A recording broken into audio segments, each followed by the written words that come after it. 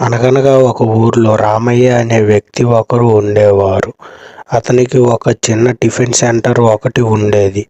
అతని టిఫిన్ సెంటర్లో ఉల్లి దోశ చాలా ఫేమస్ అయ్యింది ఆ ఊర్లో. అందరూ రామయ్య వద్దకు వచ్చి నాకు ఒక ఉల్లి దోశ ఇవ్వండి అని అడిగేవారు. రామయ్య ఉల్లి దోశ అయితే ఇచ్చేవాడు, కానీ ఒక్క చెనా పలుకుల చట్నీ మాత్రమే వేసేవాడు.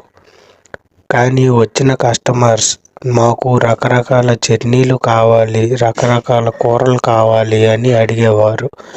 కానీ రామయ్య వద్ద డబ్బులు లేకపోవడంతో రామయ్య ఎప్పుడూ చెనా పలుకుల చట్నీ మాత్రమే చేసి ఇచ్చేవాడు.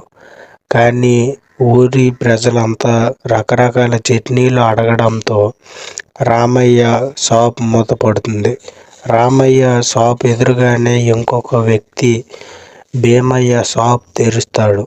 అతను అన్ని రకాల చట్నీలు ఇస్తాడు, కానీ చాలా ధర ఎక్కువగా ఉంటుంది అతని కాడ. కానీ చట్నీలకి ఆశపడి ఊరు ప్రజలంతా భీమయ్య వద్దకు వెళ్ళి టిఫిన్ చేసేవారు. రామయ్య వ్యాపారం నష్టాల్లోకి వెళ్ళిపోయింది. కానీ రామయ్య నిరాశ చెందకుండా రోజు షాప్కి వెళ్ళి షాప్ని ఓపెన్ చేసి ఉంచేవాడు. కానీ ఎవరూ వచ్చేవారు కాదు. రామయ్య ఒకసారి తన సొంత ఊరైన భీమవరానికి వెళ్ళాలని వెళ్తాడు. దారిలో ఒక గుర్రం ముళ్ళు కంపల్లో చిక్కుకోవడం చూస్తాడు. ఆ గుర్రాన్ని రామయ్య వెళ్ళి విడిపిస్తాడు.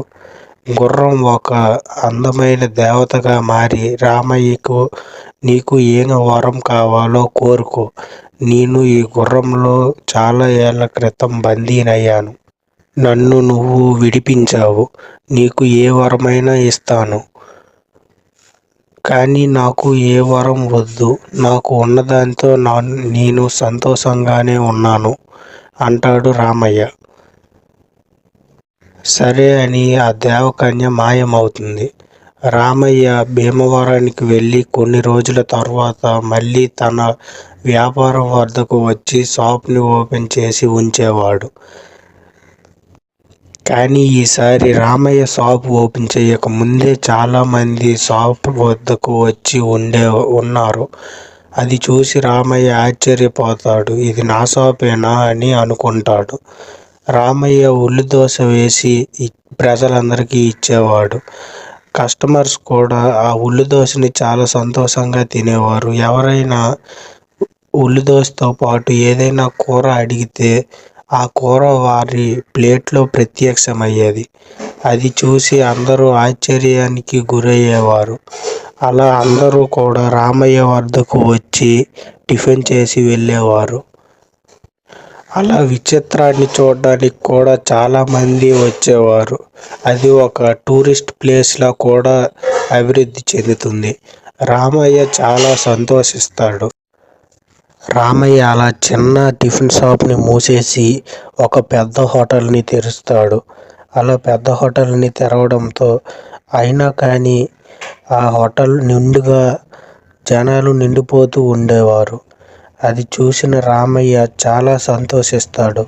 కానీ ఒకవైపు భీమయ్య మాత్రం ఆ చిన్న షాప్నే ఉంచి ఆ షాప్కి ఎవరూ రాకపోవడంతో దివాలా తీస్తాడు. కానీ భీమయ్య, నేను కూడా రామయ్యలాగానే ఎవరికైనా సహాయం చేస్తే నాకు కూడా ఏదైనా వరం దొరుకుతుంది కదా అనుకుని భీమయ్య కూడా అలానే ఎవరికైనా సహాయం చేద్దామని ఊరు మొత్తం గాలిస్తాడు. ఒక అడవిలో నక్క అలానే ముళ్ళల్లో ఇరుక్కొని ఉండడం చూస్తాడు. అలా భీమయ్య ఆ నక్కను విడిపించడానికి వెళ్తాడు. అలా నక్కను విడిపించిన తర్వాత నక్క ఒక పెద్ద రాక్షసుడిగా మారిపోతుంది. అలా మారిన నక్క, నాకు ఏదైనా పని చెప్పు, లేకపోతే నేను నిన్ను తినేస్తాను అని అంటుంది. అది విన్న భీమయ్య భయపడిపోతాడు. అయితే సరే, నాకు ఒక పెద్ద ఇల్లు కావాలి అని భీమయ్య కోరుకోగానే ఆ రాక్షసుడు వెంటనే ఒక పెద్ద ఇల్లుని ప్రత్యక్షం చేస్తాడు. నాకు డబ్బు కావాలి అనగానే రామయ్య వద్ద లెక్కలేనంత డబ్బు ఆ రాక్షసుడు ఇస్తాడు. ఇంకా చెప్పు అని ఆ రాక్షసుడు భీమయ్యని అంటాడు. కానీ భీమయ్యకు ఏమీ అర్థం కాదు. అది చూసి రాక్షసుడు భీమయ్య వద్దకు వస్తూ ఉంటాడు. ఇంతలో భీమయ్య భార్య వచ్చి, నువ్వు ఆకాశంలోని చుక్కలు లెక్కబెట్టి మాకు చెప్పు అని చెప్పి వారిద్దరూ ఇంటికి వెళ్ళిపోతారు. రాక్షసుడు ఆకాశంలో చుక్కలు లెక్కబెడుతూ ఉంటాడు. కానీ మళ్ళీ పగలైతే చుక్కలు మాయమవుతూ ఉండేవి. అలా రాత్రి మాత్రమే చుక్కలు లెక్కబెట్టి ఉండేవాడు. అలా మళ్ళీ లెక్క మర్చిపోతూ మళ్ళీ లెక్క పెడుతూ ఉండటం వల్ల రాక్షసుడు ఎప్పటికీ అది చెయ్యలేకపోతాడు. అది చూసిన భీమయ్య సంతోషించి ఉన్నదాంతో సరిపెట్టుకోవచ్చు అనుకొని అక్కడి నుంచి వెళ్ళిపోతాడు. రాక్షసుడు మాత్రం ఆ చుక్కలు లెక్కపెట్టి అలిసిపోతాడు. ఇలాంటి మరిన్ని కథల కోసం మన డాడీ స్టోరీ టీవీని సబ్స్క్రైబ్ చేసుకోండి.